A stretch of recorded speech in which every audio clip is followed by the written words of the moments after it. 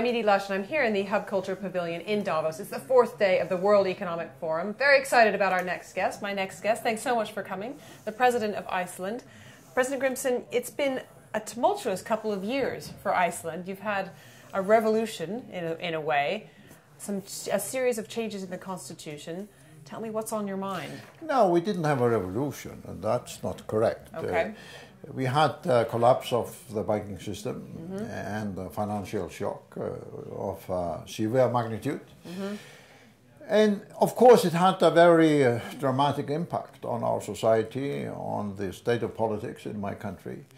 And for a while, the final weeks of 2008 and the early weeks of 2009, we had demonstrations, riots. The police had to defend the parliament and the central bank and other official buildings. So it showed that the financial markets, if they fail, can threaten even the most stable of societies. Because whatever you say about Iceland, it is one of the most secure and stable democracies you can find anywhere in the world.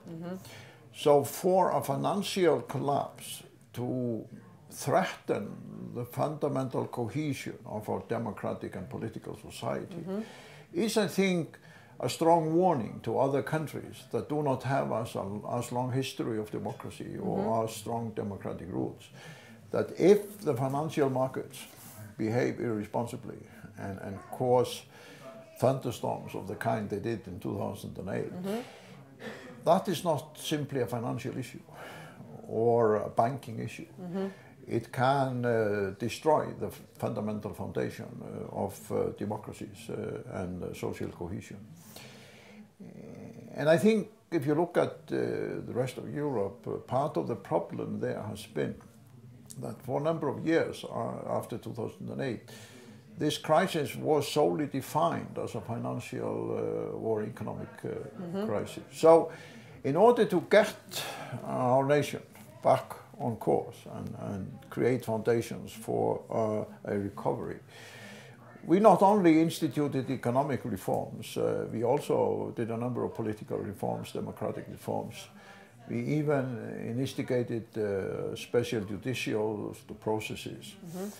And all of this was necessary in order to allow the people to feel that the hardship and the difficulties were being combined with a new vision of political and social justice. And part of that response was what you referred to, a review of the Constitution. It has not been changed yet. No, it hasn't been changed, no. But you've been reviewing it. Yeah, it's been reviewed. Including people's views through the internet. Oh yes, indeed. I mean, therefore it was been an open process where everybody could put their views. We had what we called a national convention, where people were chosen almost by lottery from the national register. And from there, there was a gathering of citizens that came together with proposals. But I think it has to be said, however, that the existing constitution, which was agreed in 1944 when the Republic was founded, in fact allowed us to respond to the crisis in a very effective political and democratic way. When the people protested and came together at the center of Reykjavik and issued 4 demands, the core demands of the people following the collapse, the present constitutions allowed us to meet all these demands. So all the 4 demands that were issued in one rally after another for a number of times, they were all met within the framework of the present constitution. Parliamentary elections took place, and when we had this ISAVE dispute with Britain and the Netherlands, the basis of that was whether ordinary people in my country should pay for the failure of a private bank in another country. The Constitution allowed me to put that to a referendum and let the citizens decide whether they should bail out the banks in this way. So it has been, as you said, a challenging period. And I have to say, we often read about history. And in this part of the world, in Europe, we study the revolutions in France, the democratic philosophies that came about in the 18th and the 19th century. But never before in our lifetime have we come to crossroads where the essence of our democracies somehow conflicts with the interest of the financial and the economic markets, because somehow we believe the illusion in Europe and also in the United States for decades that they would always go hand in hand, that democracy and market economics would always move forward in harmony. But this was not the case. The financial crisis demonstrated that this is no such.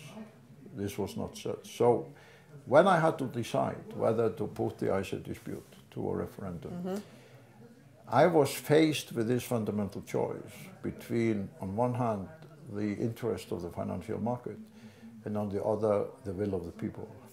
And I said to myself when I had put all the analysis away, that if you face historically such choice, you have to go with the will of the people, especially in Europe, because Europe's major contribution to the world is not financial markets. There are lots of countries in the world that have financial markets. Right. Europe's major contribution to the world is democracy, the rule of law, and human rights. And that, in my opinion, should be paramount when we are dealing with this crisis. Do you feel like the changes that you are implementing and may still be yet to come are going to be enough to withstand potentially another financial shock? Well, the essence of capitalism is that there are risks and there are crises. Nobody has yet discovered capitalism which is watertight from risks or financial crisis. But my nation has learned a lot from this crisis. They were expensive lessons. But we have a long historical memory. We still talk about the settlers who came to Iceland more than 1,000 years ago. So I believe that these dramatic lessons will be with my nation for a long time. And they will be warnings against the excesses of market fluctuations in the future. But I also think our part of the world, Europe, has to face up to the fact that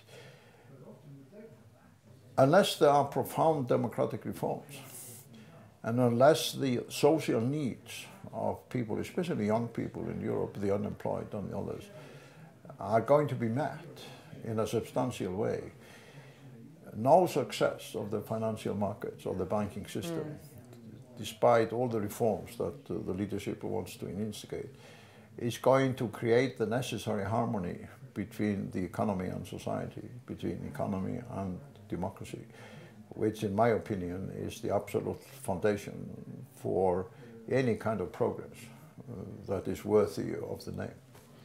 I'm going to ask a very different question, but it's a subject that I'm very interested in, and I know that Iceland is at the forefront, and you have done a lot about promoting women, women on boards, women in politics, and it's been fascinating to watch the rest of the world looking at you doing that, and I'm wondering why or how that came about. Well, there are many reasons. I mentioned the long historical memory of our nation. If you read the sagas that were written in the 12th and the 13th century and described the early times of the Icelandic settlement, you will find that they tell you stories of many strong women. And from those times we get the legacy that the women in Iceland keep their own name. They don't take the name of their husband. And that's a very simple but strong demonstration of independence. Doesn't matter whether you're married or not, you always keep your own name. So we came to modern times, the 20th century, with these histories, these stories of women playing a strong role in the Icelandic settlement. And like in other countries, of course, there was a struggle to give women the right to vote. But we also had another historical legacy, which I think played an important role. Being a nation of fishermen and farmers, or farmers-fishermen, there was the need for centuries in Iceland that the manfolk from the farm went away for a number of months to do fishing in other parts of the country. So the wife or the mother actually ran the household and the farm, was the CEO of this enterprise. Right. A social enterprise at home. Yeah, exactly. It's different from medieval Europe. Yeah. In that extent, because in order to survive, the men needed to go maybe across the country to do fishing in another part, and they were away from a big part of the year. Mm-hmm. And that was another part of this historical legacy. But during the 20th century, especially in the recent 30 years or so, we have seen enormous progress in this field in my country. My predecessor was the first woman to be elected head of state in direct elections where the people participate. We have had at least 2 women who have been president of the Supreme Court. Mm-hmm. We have had so many women, the president of our parliament, I can't remember the number exactly now. Right. And of course we have a woman prime minister, as you know, and many women who have served in the cabinet and in the parliament.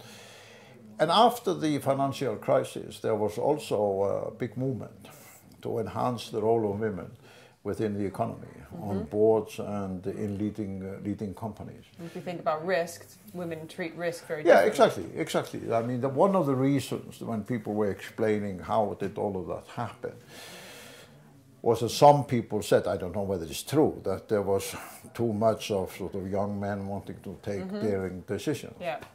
So we now have a society and an economy where women play a very strong role. So the issue is no longer whether it's a man or a woman that is president or prime minister or chief justice or the president of the parliament or CEO of a company.